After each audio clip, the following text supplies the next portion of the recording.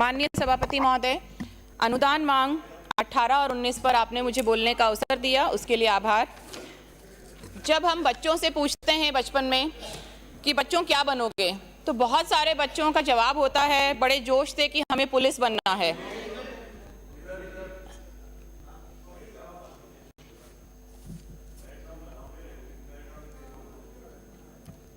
दिखा लेना। बच्चों का बड़े जोश से जवाब होता है कि हमें पुलिस बनना है, हमें चोरों को पकड़ना है, हमें क्रिमिनल्स को पकड़ना है। ये जो खाकी वर्दी है वो बड़ी किस्मत से मिलती है, इसलिए इसकी लाज भी रखी जाए।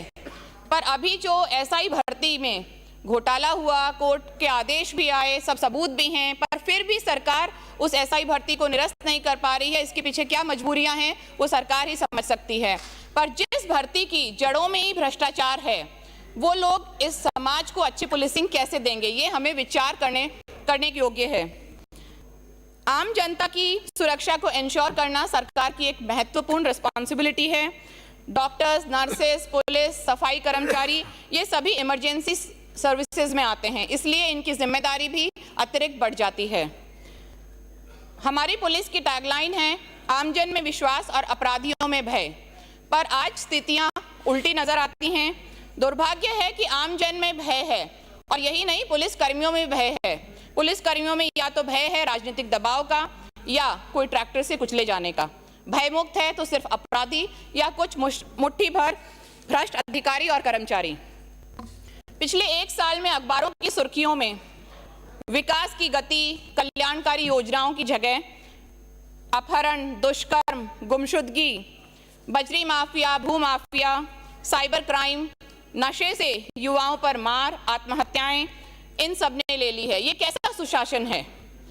मेरा इसके साथ में सुझाव है कि स्कूली बच्चों को उनके करिकुलम में जूडो कराटे के लिए, आत्म सुरक्षा के लिए ट्रेनिंग भी अनिवार्य की जाए। इस सत्र में हमारा सत्ता पक्ष अधिकारियों को लेकर अत्यंत ही संवेदनशील नजर आ रहा है। बढ़िया भी है, पर इन संवेदनशीलता के आगे सत्ता पक्ष की और सरकार की जो जनता के लिए जवाबदेही है और जनता के मुद्दे हैं, उनके लिए गौण होते नजर आ रहे हैं। पहले भी मैंने कहा है कि ये जो विधायिका और कार्यपालिका का असंतुलन अब बनाया जा रहा है, ये जरूर ही आत्मघाती सिद्ध होगा और ये जनता के लिए नुकसानदेह सिद्ध होगा। पुलिसिंग की अगर बात करें तो हमारे चौमू में, धोबलाई में एक परिवार को अपने प्रियजन की जान गंवानी पड़ी भूमाफियाओं के हमले में। इसमें खास बात यह है कि पुलिस का रिस्पांस टाइम देखिए।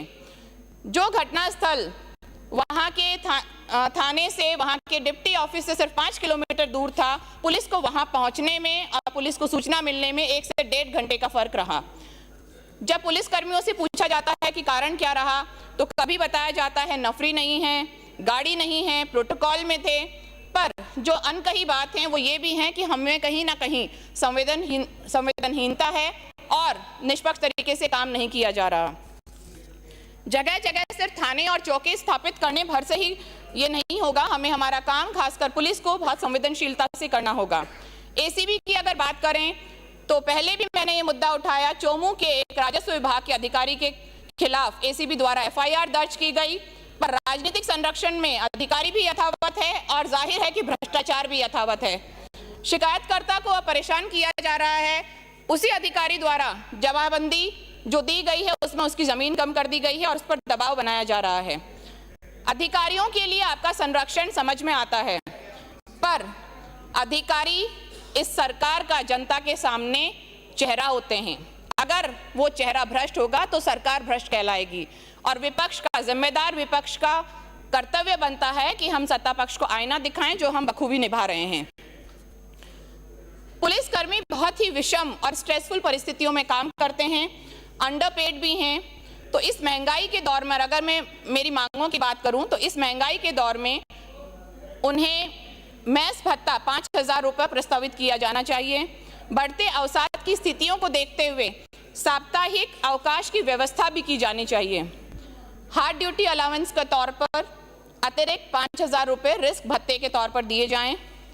पिछले सत्र में ये मैंने मांग उठाई थी और अभी फिर से मैं उसे रिपीट करती हूँ कि कांस्टेबल्स की ग्रेड पे बहुत सारे यहाँ पर माननीय सदस्य मुझसे सहमत होंगे कि कांस्टेबल्स की ग्रेड पे 3600 रुपये की जाए।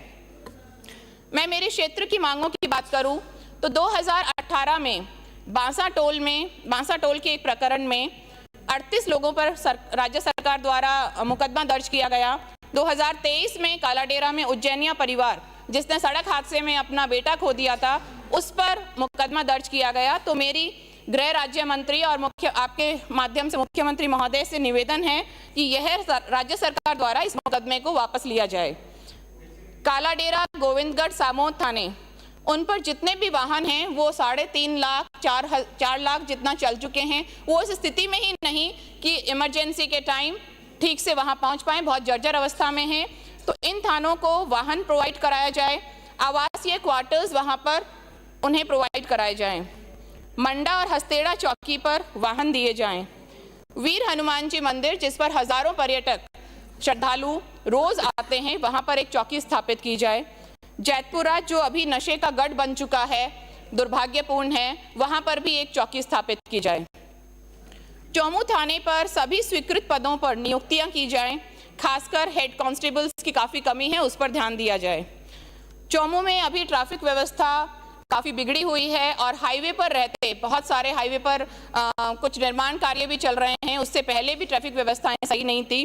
तो मेरा सरकार से निवेदन है कि हाड़ौता कट, जैतपुरा, राधा स्वामी कट, उदयपुरिया कट पर अतिरिक्त ट्रैफिक कांस्टेबल्स दी जाएं।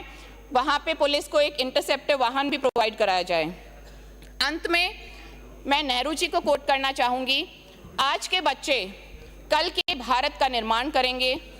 हम उन्हें जिस तरह पालेंगे जिससे उससे देश का भविष्य तय होगा और ऐसा वातावरण बनाने में पुलिस की एक अहम भूमिका होती है।